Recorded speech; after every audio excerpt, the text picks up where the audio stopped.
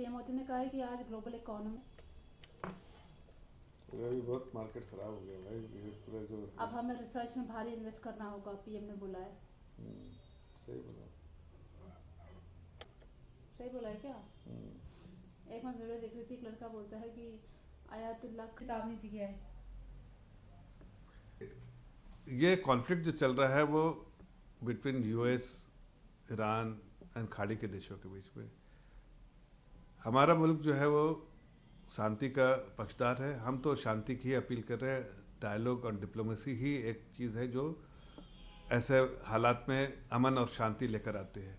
आदरणीय प्रधानमंत्री जी ने अपने ट्वीट में इसका खुलासा भी किया और अपील भी की कि ऐसी जो स्थिति बनी हुई है उसमें तुरंत नियंत्रण होना चाहिए और जैसे जितना जल्दी हो सके उसमें वो कंट्रोल होना चाहिए, ताकि और वो हो सकता है जब डायलॉग एंड डिप्लोमेसी जब काम उसका इस्तेमाल किया जाए।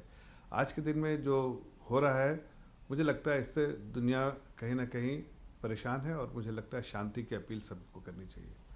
कुवैत में एम्बेसी बंद किया है और यूएस एम्बेसी ने बोला है, यूएस स्टेट डिपार्टमेंट ने अमेरिकी नागरिकों से तुरंत मिडिल ईस्ट छोड़ने को भी कहा है।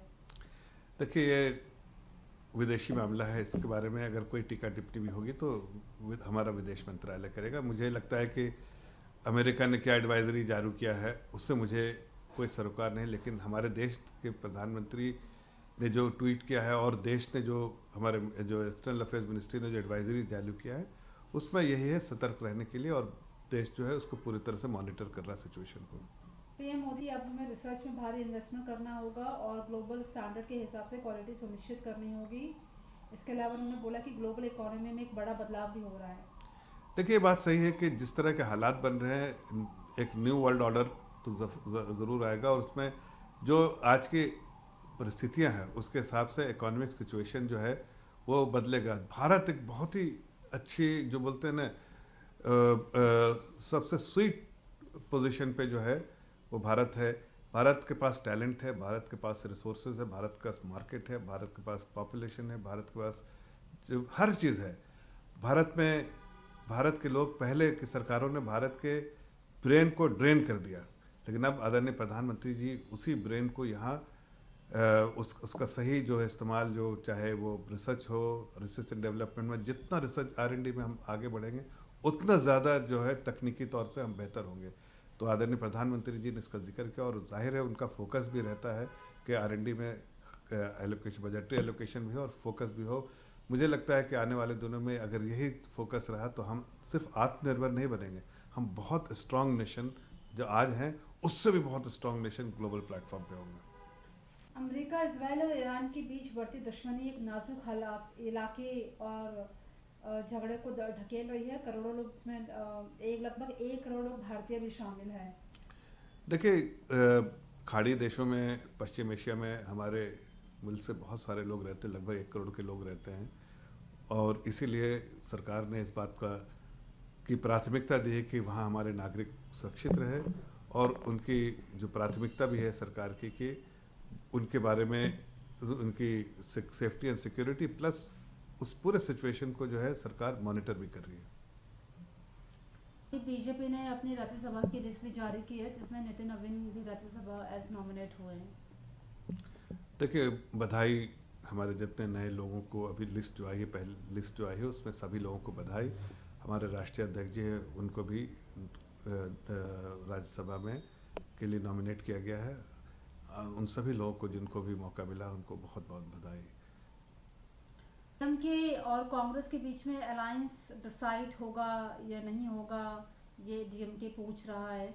DMK is firm on giving 25 से 28 सीट अपार्ट फ्रॉम 1 राज्यसभा, तो Congress is holding in ground not to accepting 34 seat. वो ज़्यादा की सीटें मांग रहे हैं। पी चिदम्बरम है, उन्होंने आज सीएम एम के स्टालिन से भी मुलाकात की है सीट शेयरिंग को लेकर। आप कैसे देख रहे हैं तमिलनाडु में इस कॉन्फ्लिक्ट को? देखिए, ये कांग्रेस के साथ जो भी पॉलिटिकल पार्टी जाती है उसको हार का सामना करना पड़ता है।